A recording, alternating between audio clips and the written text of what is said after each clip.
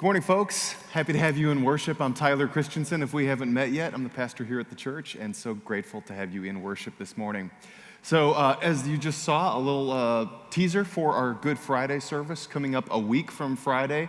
We look forward to having you there. I mentioned it a little bit last week, but for those of you who weren't here, we're going to, as the video said, we're going to be doing some experiential worship in a little bit different way. We're going to be moving around to different locations on our church campus for parts of that service. So just a heads up now to dress accordingly. Obviously, if it's a rain out, we're going to make a plan B. But we hope that you will participate with us that night. And for those of you who have maybe some mobility concerns, we're going to have some golf carts available to transport people from one place to another as well. So we look forward to having you here on Good Friday coming up a week from this Friday. We've also, as the video said, been talking throughout this season of Lent, this 40-day period leading up to Easter, about the 7 last words of Jesus. Again, just to reiterate, not 7 last individual words, but the 7 last sayings. These are the things that the gospel writers tell us that Jesus said while he was on the cross. There were 7 phrases that he shared. And we've been breaking those down and sharing one each week during the Sunday services during this season of Lent. So today is the 5th of the 7 words, and maybe the shortest, maybe the most succinct of the 7 last words, which Mia hinted at in just a moment ago. So let's turn our attention now. We'll be reading from John's Gospel, starting with the 19th chapter, and in verse 28 and 29. After this, when Jesus knew that all was finished, he said, in order to fulfill the scripture, I am thirsty. A jar full of sour wine was standing there. So they put a sponge full of the wine on a branch of hyssop and held it to his mouth. The word of God for the people of God. Thanks be to God. Well, I know that many of you have been traveling and your spring break plans have taken you out of town. For those of you who have been on the road, welcome back. We're glad you are back safe and sound. The Christiansen family, we took a couple of days out of town as well. We went with my wife, Eleanor. She does children's ministry at a sister Methodist church, and they were leading a family mission trip to New Orleans. And so we went as a foursome down to New Orleans for a few nights. Eleanor and the kids went down last Saturday, and I joined them after worship on Sunday. I got down there Sunday night.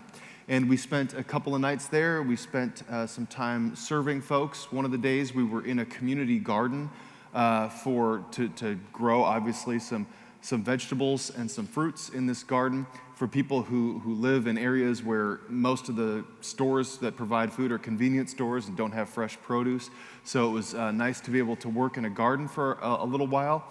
Another morning, we got up early and served folks who were living on the streets under the overpasses a hot breakfast. So that was a nice way to spend some of that time together, and got to do that as a family. And some of you know that sometimes mission and service opportunities for the youngest and the oldest family members are difficult to come by, so we were grateful for that opportunity.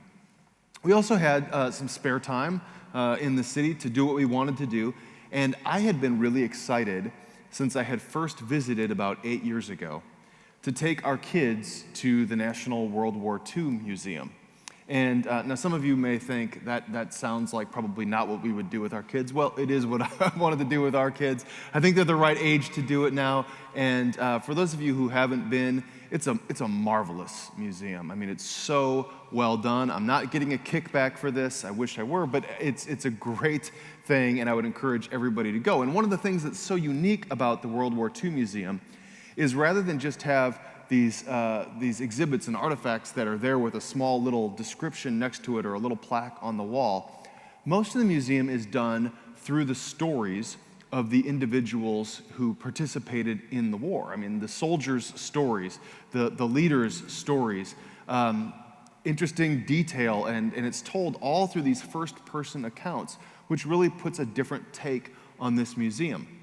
There's about 7 different buildings there. I think we covered 1.5 in the 3.5 hours that we were at this museum. And we started off in the D-Day Normandy Invasion section of the museum. That was obviously very powerful. And then we moved into the Pacific Theater part of the museum. And almost at the point where we got through with that part of the museum, that's when they came over the loudspeaker and said the museum's about to close, wrap up. And I had just read this story that really moved me. On one of these plaques, there was a story about a guy named Jack Lucas, and probably not a household name for most people. But Jack Lucas was a Marine who fought in the Pacific Theater, and really he was only on Iwo Jima for a very brief period of time. He got up on the beach with the rest of his company of Marines that day, and almost immediately, 2 grenades came flying in to the area on the seawall where these men were positioning themselves. And Jack apparently grabbed one of the grenades in his hand, and he dove his body and put his chest on top of the other grenade that had come into the area, and he put his fist down as deep into the sand as he could, and he absorbed the blast of both of those grenades going off simultaneously. His chest and his body were filled with 250 different pieces of shrapnel, and he protected all of the other men in his unit, sparing their lives. Miraculously, Jack Lucas survived this whole ordeal.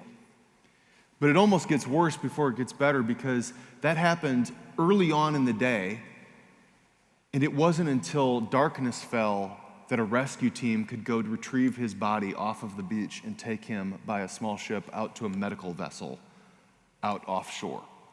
So he suffered all day long on the beach, waiting for someone to come to his aid.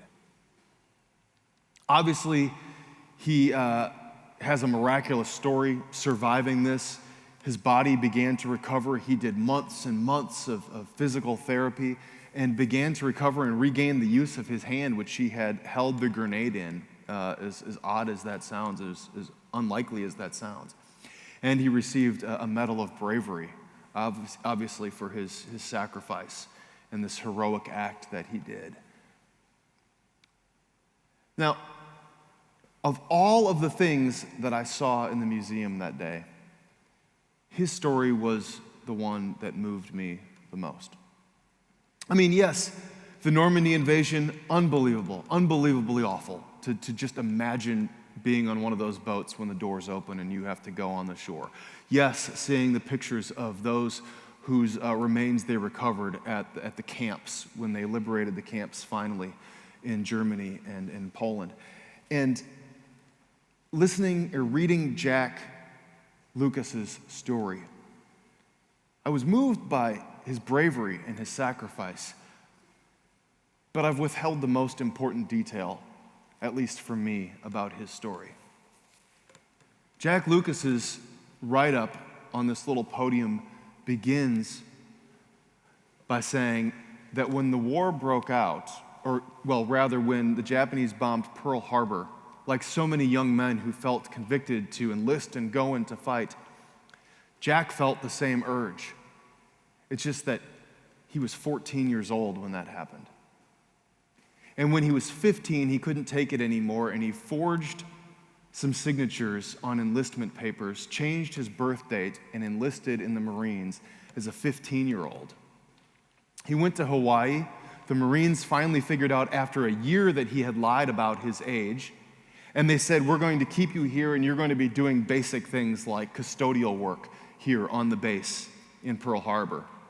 But that didn't stop him. He stowed away on a Marine vessel and got all the way to the Pacific Islands and ended up on Iwo Jima, and that's where he fell on those grenades. And of all of the heroic things, all of the bravery, all of the heart-breaking, gut-wrenching things that I had read about in 2.5 hours at the museum that day, or 3 hours at the museum that day, I read that about his age as a 15-year-old, and I looked to my right and I saw my 15-year-old daughter and my almost 12-year-old son standing 10 feet away. And I started to weep. It wasn't his bravery. It wasn't his sacrifice. It wasn't all of the other emotional things that I had been experiencing in the museum. The thing that hit close to home, the thing that really rattled me that day, was seeing the plaque of a boy who was the same age as my kids. I can imagine 18-year-old me enlisting. I can imagine even my grandfathers participating in World War II. What I can't imagine is thinking of my kids participating. It wasn't the most profound thing that I experienced at the museum, but it was the thing that shook me. Sometimes it's not the greatest, most grandiose, most significant of the details, but it's the one that hits closest to home.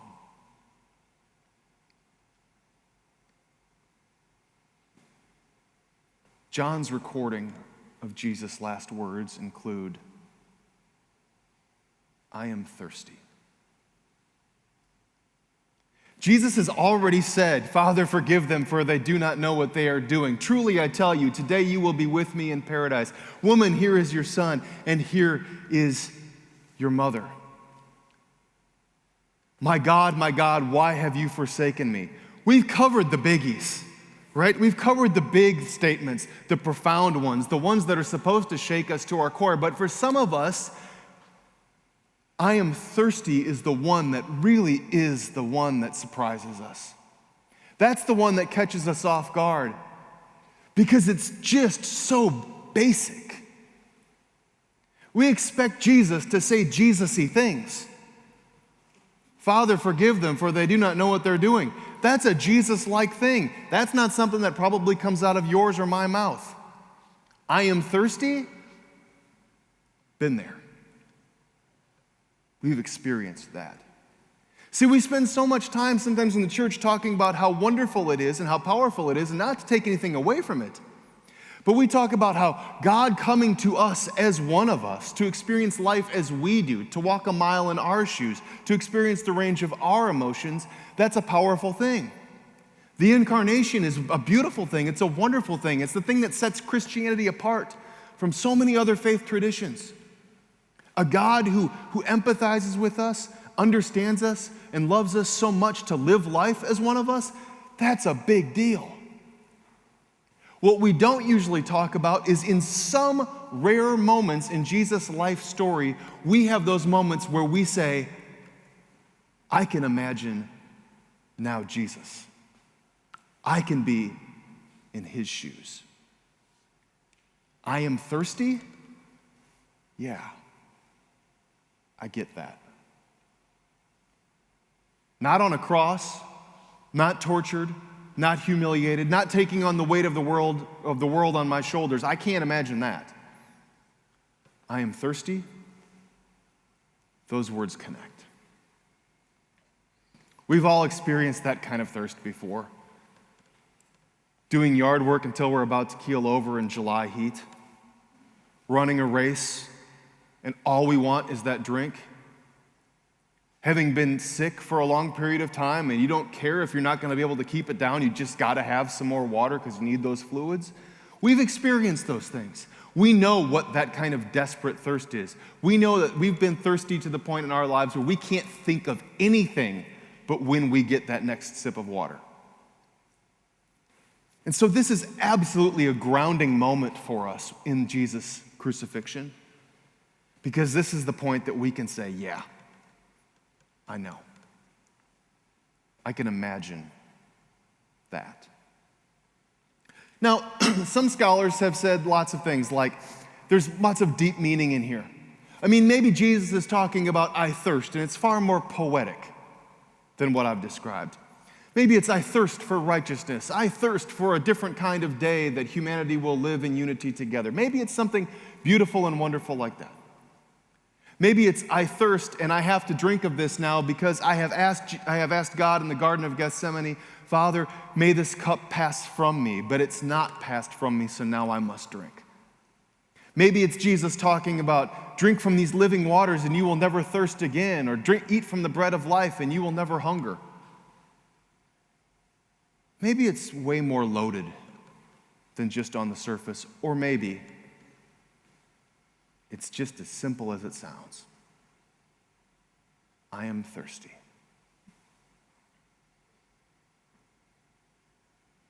There's a humanness in this statement that sets it apart from the other last words. Now, the next part of this 2-verse passage is also kind of interesting. We hear that Jesus is given something to drink.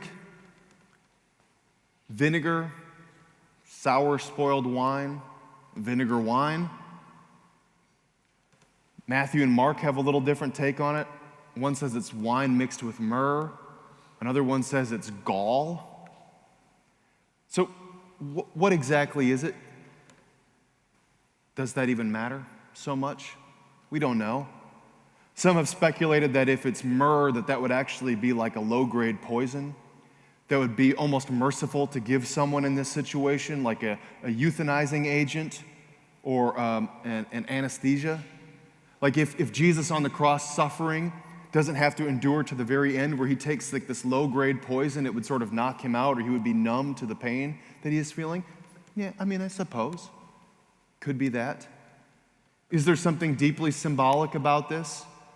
There's something in John where he says that the wine was put on a branch of hyssop, and hyssop is what we hear about at the Passover story where the blood of the lamb is put on the doorposts with a hyssop branch. So maybe there's something richly symbolic in that takes us back to the Passover and the sacrifice of the lamb and the lamb that is now hung on the cross.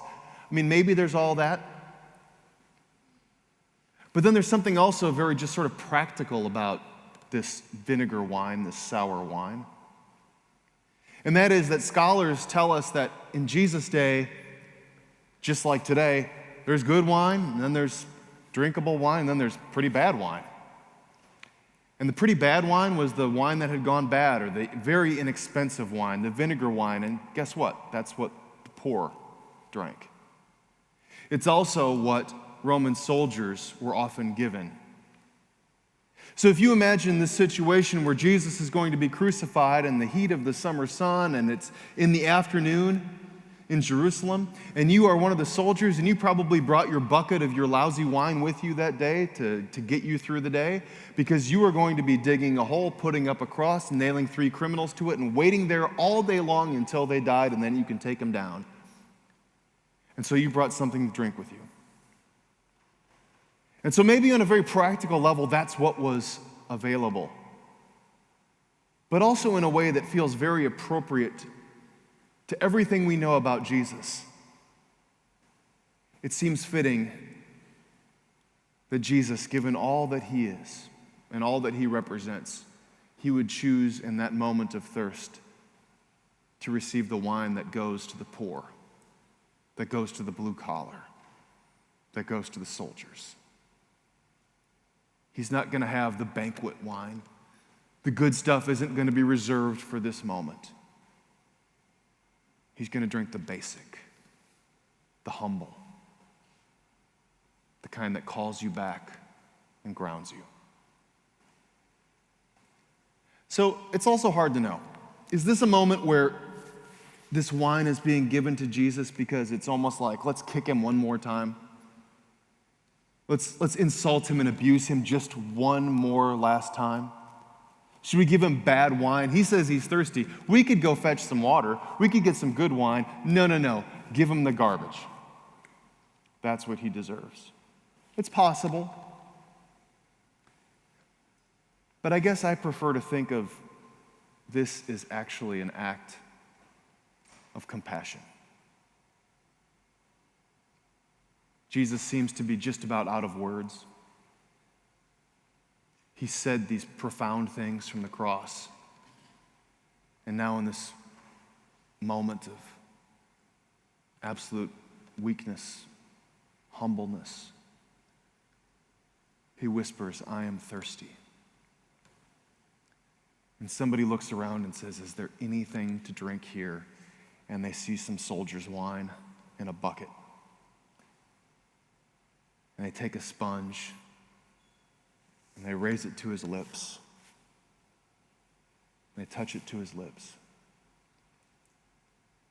And he gets something.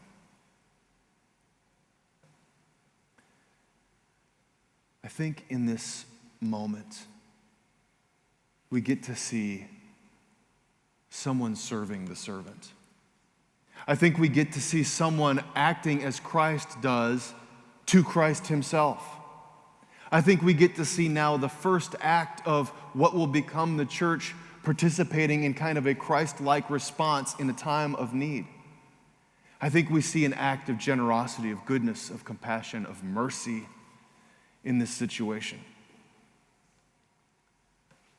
And I also see this as something that's a lesson for all of us. Because I know that desperately in that moment, whoever it is that puts this sponge to Jesus' lips probably wishes that they could take him down. They want to take him down from the cross. They want to bring him back home. They want to nurse him back to health. If at all possible, they want to spare his life and care for him. But in this moment, where soldiers are standing guard and the people have declared what their wishes and intentions are, and he has been accused and proclaimed, and Pilate has offered his condemnation, it is what it is. And yet something, however minuscule, can be done. And that is offering this dying man a drink. There are times that we look at the world around us and we see situations that are so big and so problematic, and we say, we wish that we could do something about that. How can we have an impact in that? How can we change the trajectory of this, or a course of events of this moment to bring a better future? And so I sat there this week doing mission work with my kids, and I thought, I really wish that we could do something about hunger and bringing people good food. And so I wish that we could change the course of events so that people have a better life and there is not food insecurity anywhere around us. But in that moment, I'm holding a garden hose and watering some heads of lettuce. I looked at all the people who lined up and who were living under the overpasses and tents and under tarps and pushing carts around with all of their worldly belongings. And I wish that we could do something about homelessness and this problem where we clearly have enough as a nation, but there are still people who are suffering and living with nothing. But we could serve them a hot breakfast. It's something. It's small, but it's something. I wish that we could change the course of events with the people of Afghanistan and the Taliban moving in and the different kind of life that has changed so radically for people in the last year. But as a church, we've been able to take our resources and buy some beds and furniture and collect clothing and help the people who have resettled in Birmingham. I think about all the times that someone has died and we want to do something to help them. We'd bring back the person if we could, especially if they had a very untimely death, and we want to do everything that we can for that person, but all we are really being asked of by the surviving family is just to sit with them. All the times that we have someone that we love who is experiencing something so painful and we want to come in and we want to fix it. We want to make it go away. We want to make it better. We want to troubleshoot and strategize. And how will we take a different stance tomorrow to change the course of things? And all we are really being asked to do is listen.